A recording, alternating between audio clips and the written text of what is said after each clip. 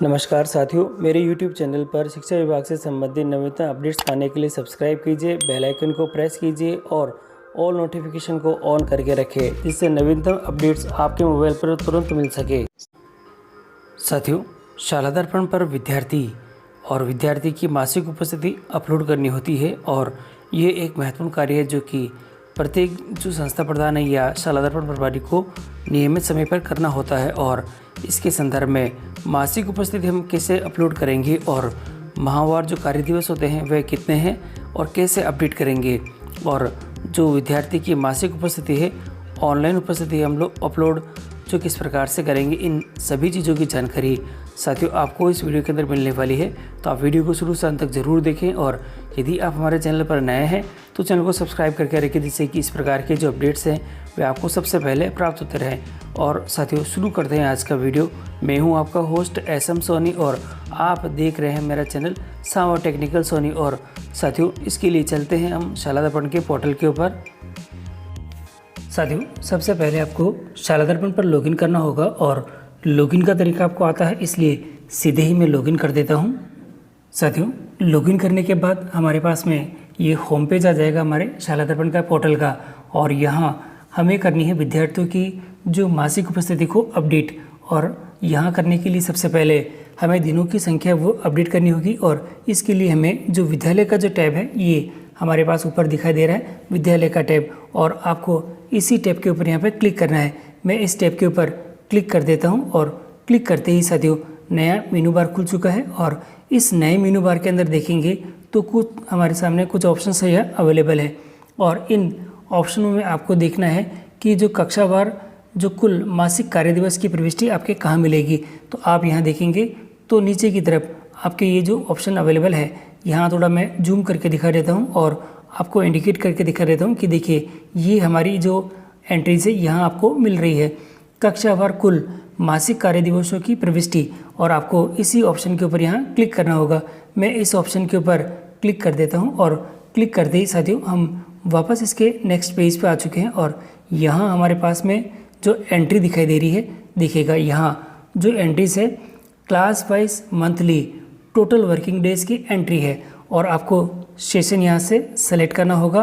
तो सेशन में यहाँ से सेलेक्ट करता हूँ और 2022-23 कर देता हूँ। और साथियों यहाँ सेशन मैंने सेलेक्ट कर लिया है, और थोड़ा सा आप नीचे की तरफ एक लाइन लिखी हुई है उसको भी आप थोड़ा सा ध्यान रखें। मीटिंग की संख्या नहीं भरे हैं, कार्य दिवस ही भरें। आधे या एक पारी को भी पूर्ण दिवस आपको मानकर ये एंट्रीज करनी है। तो ये थोड़ा सा आप ध्यान रखें कि मीटिंग आपको नहीं भरनी है, केवल आपको कार्य दिवस यहाँ पे फिल करने हैं। तो अब मैं यहाँ पे सत्र सेलेक्ट करने के बाद इसको शो कर देता हूँ। शो करने के बाद हमारे पास में ये ऑप्शंस आ चुके हैं, और वापस आपके पास में यहाँ इस लाइन को इम्पोर्टेंट रखें आप कि मीटिंग की संख्या नहीं भरें, कार्य दिवस ही भरें।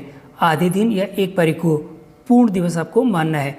और अब इस सत्र हमारा जो सत्र शुरू हुआ है जुलाई से, और फिर अगस्त और सितंबर यानी 3 माह की आपको एंट्री करनी है। देखिएगा ये पहली कक्षा है, देखिए कक्षा 1 है, और यहाँ जो जुलाई के अंदर मेरे जो वर्किंग डेज हैं, क्योंकि मेरे कुछ बच्चों के जो एडमिशन है जुलाई यानी कि कक्षा 1 के अंदर वह कुछ दिनों पश्चात हुए थे, और उस समय तो टोटल जो वर्किंग डेज है उसके 23 बने हैं। बाकी यहाँ सभी क्लासों के जो वर्किंग डेज है 26 मेरे यहाँ पे फिल कर रखे हैं मैंने। इसी तरह से जो बाकी सभी क्लासों के अगस्त के जो मासिक हैं यानी कार्य दिवस है मेरे 22 है, और सितंबर के भी यहाँ पे 22 आ रखे हैं। आप एक एक करके सभी देख लें और ये फीड कर रखे हैं, क्योंकि एक एक महीना निकल रहा है तो मैं अभी केवल 3 महीने के ही कर रहा हूँ, क्योंकि साथियों अभी जो मेरे पिछले महीने निकले हुए हैं केवल 3 ही हैं, जुलाई है, अगस्त और सितंबर है। और जैसे जैसे आपके हर माह कंप्लीट होता जाता है, आपको यहाँ हर एक माह के पहले इस सेक्शन में आके साथियों पहले आप इसी सेक्शन में आके जो ये आपके टोटल वर्किंग डेज है मंथ के आप पहले फिल कर दें, और नीचे जो हमारे पास में ऑप्शन अवेलेबल आ रखा है सबमिट का, उससे यहाँ सबमिट कर दें। मैंने ये सभी फिट करे हैं। आप चाहें तो यहाँ पे एडिट के लिए एडिट कर सकते हैं, इस तरह से जिसका भी आप करना चाहें। और यहाँ पे मैं इसे सबमिट कर देता हूँ, और सबमिट करने के बाद ये ऊपर आ चुका है, data has been added successfully. अभी हमारा ये पहला काम कंप्लीट हो चुका है, और वापस हमें चलना होगा अपने टैब के लिए। और इस बार अभी हमें विद्यार्थियों के बारे में देखना है।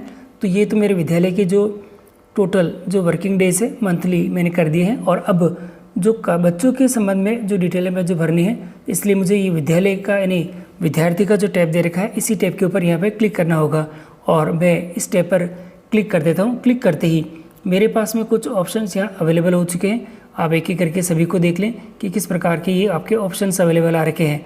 और यहाँ आपको ढूंढना है जो विद्यार्थी की जो मासिक जो डिटेल है यानी कि मासिक उपस्थिति की प्रविष्टि करना है। और मैं आपको थोड़ा सा जूम करके दिखा देता हूँ कि यहाँ आपके कहाँ मिलेगी। तो ये जो मेरा सेक्शन दिखाई दे रहा है ये आप देखिए यहाँ पे, तो मैं थोड़ा सा इंडिकेट कर देता हूँ आपको। ये देखिएगा विद्यार्थी मासिक प्रविष्टि, और ये जो सेक्शन दे रखा है इसी के ऊपर मुझे क्लिक करना है और मैं क्लिक कर देता हूँ। और क्लिक करते ही यहाँ इसके नए सेक्शन में मैं यहाँ पे आ चुका हूँ। और आप यहाँ पे देखेंगे तो डिटेल्स हमारे पास में यहाँ शो होने लग गई है।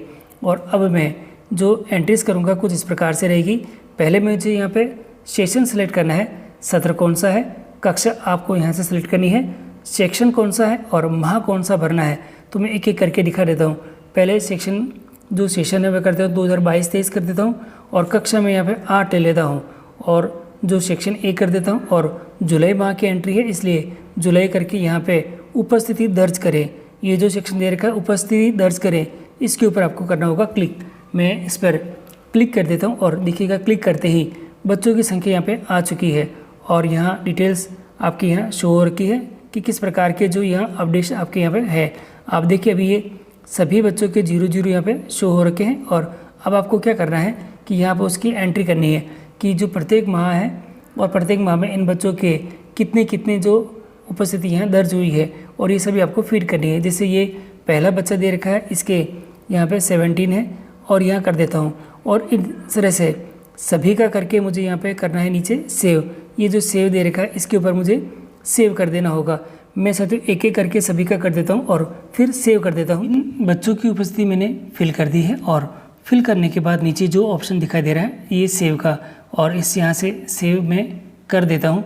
और देखिएगा ये सेव का ऑप्शन है करते ही ऊपर आ चुका है, अटेंडेंस सक्सेसफुली हो चुकी है। और इसी प्रकार अब मैं कक्षा यहाँ पे सेलेक्ट कर लेता हूँ, कक्षा 1 है और इसी जुलाई माह की करना चाहता हूँ। तो देखिएगा मैंने पहले से फीड कर रखी है और ये फीड करने के बाद ये देखिएगा जो प्रत्येक बच्चा है उसकी उपस्थिति मैंने यहाँ पे फीड कर दी है।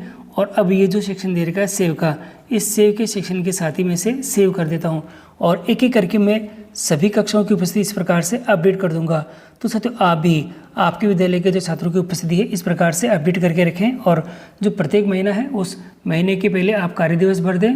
आपको मीटिंग नहीं भरनी है, कार्य दिवस भरने हैं और कार्य दिवस के अकॉर्डिंग यहाँ पे जो आपके कार्य दिवस ही हैं पहले से ही आ जाएंगे। यहाँ देखिए कुल मासिक कार्य दिवस है, यानी इस माह यानी जो जुलाई माह चल रहा है इसमें कितने वर्किंग डेज है ये आपके पहले से यहाँ शो हो जाएंगे यहाँ।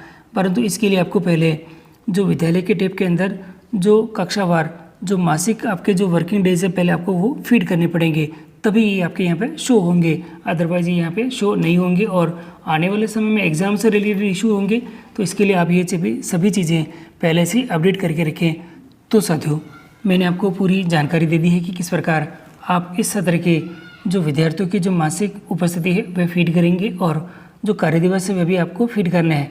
ध्यान रखना है कि मीटिंग नहीं भरनी है, आपको केवल कार्य दिवस ही फीड करने और उन्हीं की आपको हर एक माह आपको एंट्री करते जाना है। तो आपको इस प्रकार से ये सारा काम कंप्लीट करके रखना होगा। साथियों ये कंप्लीट जानकारी मेरी तरफ से आपको मिल चुकी है।